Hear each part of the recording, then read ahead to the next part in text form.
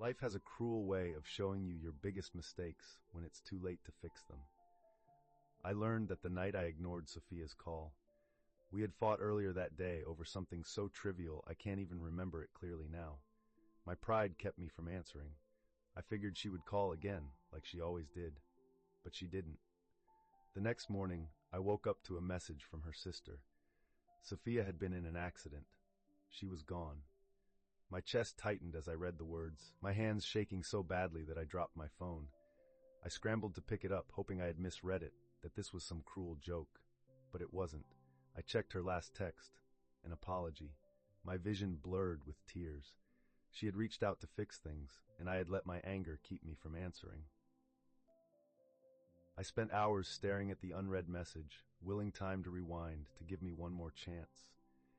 The weight of my decision crushed me, an unbearable burden I would carry forever. I tried to convince myself it wasn't my fault, but deep down I knew better. I could have picked up. I could have told her I was sorry too, and now I would never get that chance. I couldn't escape the what-ifs. What if I had answered?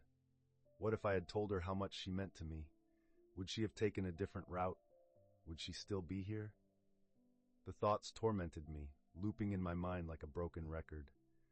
I became obsessed with the timeline of that night, tracing her last known steps, trying to piece together a puzzle that would never be complete. I visited the hospital where they took her, standing outside for hours, staring at the entrance. I imagined walking in and seeing her alive, bruised but breathing, telling me she forgave me. But all I saw were strangers, people rushing in and out, unaware that my entire world had collapsed. Her funeral was a blur. I stood in the back, unable to approach the casket. Her family was there, their eyes hollow, their faces streaked with tears. I wanted to apologize, to tell them it was my fault, that I should have answered the phone, but what good would that do? It wouldn't bring her back. So I stood there in silence, drowning in my guilt.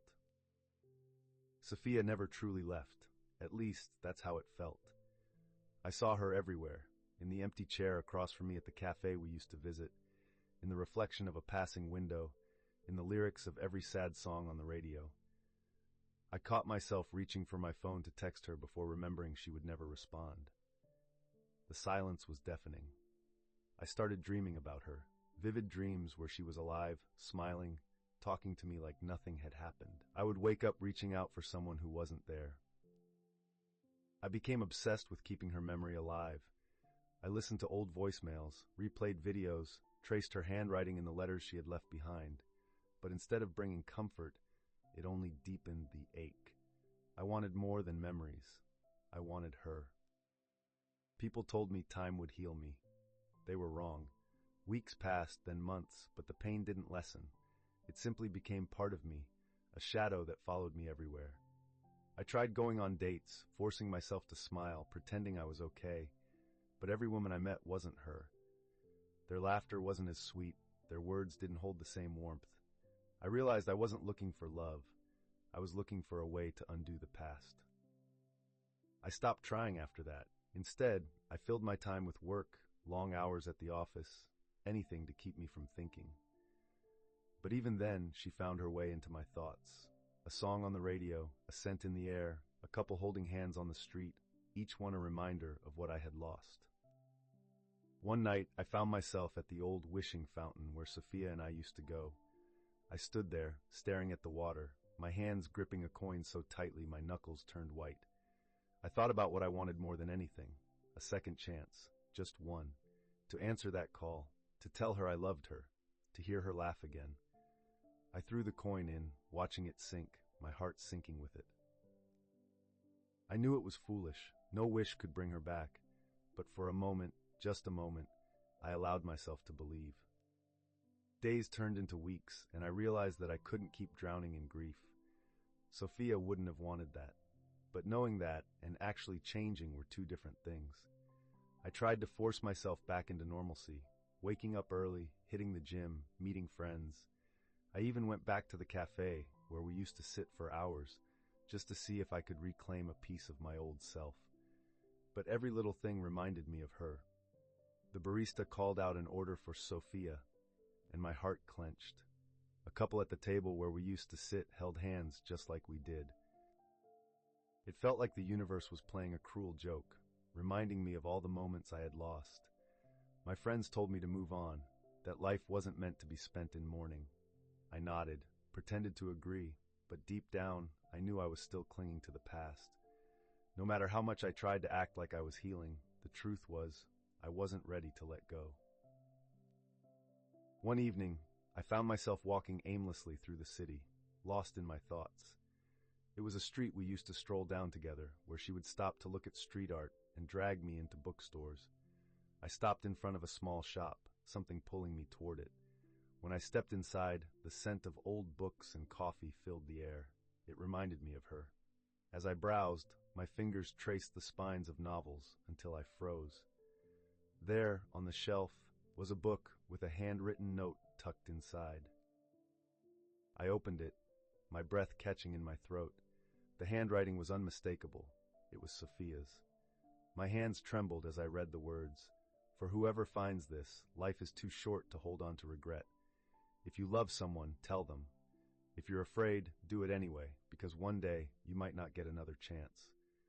It was like she was speaking directly to me, as if fate had placed this here at the exact moment I needed it.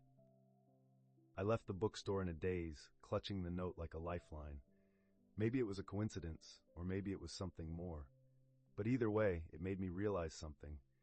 I had spent so much time wishing for a second chance that I had forgotten to live the life I still had. I couldn't change the past. Sophia was gone. No matter how many sleepless nights I spent reliving that moment, rewriting it in my head, I couldn't undo what had happened. But maybe I could honor her. Maybe I could learn from my mistakes and stop wasting time on regret. I made a decision that night. I would live the way she would have wanted me to. I would speak my mind, chase my dreams, love without hesitation. It wouldn't bring her back, but maybe, just maybe, it would make her proud. The next morning, I woke up with a sense of purpose I hadn't felt in a long time. I knew I couldn't erase the pain, but I could use it. I started volunteering at a grief support group, talking to people who had lost loved ones, sharing my story, listening to theirs. It didn't fix everything, but it made me feel less alone. For the first time in months, I wasn't just surviving, I was living. I also started writing again, something I had given up after Sophia's death. I poured my emotions into pages, telling stories about loss, love, and second chances.